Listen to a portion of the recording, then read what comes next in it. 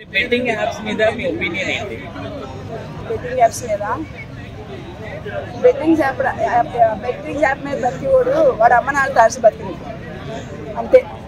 మరి చాలా మంది క్రికెటర్స్, సెలబ్రిటీస్, ఇన్ఫ్లుయెన్సర్స్ చాలా మంది ఎవరిగా చెప్తున్నా సమాధానం బరాబర్ చెప్తున్నా. బెట్టింగ్ యాప్ ఆడుతున్న ప్రతి లంచప్పుడు లోపల చెప్తున్నా వాళ్ళ అమ్మని అయ్యని అమ్ముకుని బతికినట్టు.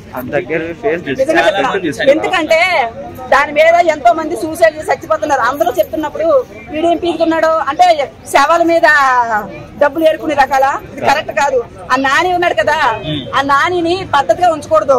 4 పీకి పెట్టాలి. ఒక తల్లి వెళ్ళకూడదు అట్లా పీకి కూడా బెట్టింగ్ ఆడకరా అని చెప్పి కోర్టు కేసులో కూర్చోబెట్టాలి.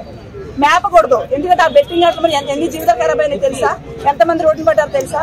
మొత్తం పిల్లలు పీసులు లేకుండా చిన్నపిల్లలు పెద్దలు మొత్తం చనిపోయారు. ఇది బెట్టింగ్ ఆడినవాడిని బయటకు కూడా తీసుకురావద్దు. అందులో పెట్టి సీసాపింగ్లో అన్నం పెట్టాలి. ఏ తెలీదా? చదువుకోలేదని అడుగుతున్నాడు. బయట కదా బతుకుతున్నాడు. పెద్ద పెద్ద వీడియోస్ చేస్తా ఉంటాడు కదా. చేపలు కష్టజీవే కదా. నాని నానికి ఆ మాత్రం ఇంగితగానం లేదా? ఎవరైనా కష్టపడ్డ సొమ్మే కదా. ఎవడో చేయమంటే చేస్తాడు. అదంటే అన్నం తింటున్నాడా, పియ్యి తింటున్నాడా? ఆ పందేం బెస్ట్ కదా. ఎక్కడ ఉండాలి అక్కడ ఆవిడ దొల్లుతుంది. ఇలాగ మనుషుల మీద ఏంటి రక్తమాసాలు తింటాడా నానిగాడు? ఈ వీడియో కేసు ఏరేసినా చేయండి. మరి ఇవన్నీ ఆగాలంటే ఏం చేయాలి?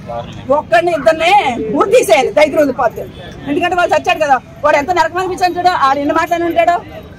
చాలా మంది చిన్నపిల్లలు పెద్దోళ్ళు బెట్టింగ్ మీద సర్వనాశనం అవుతున్నారు.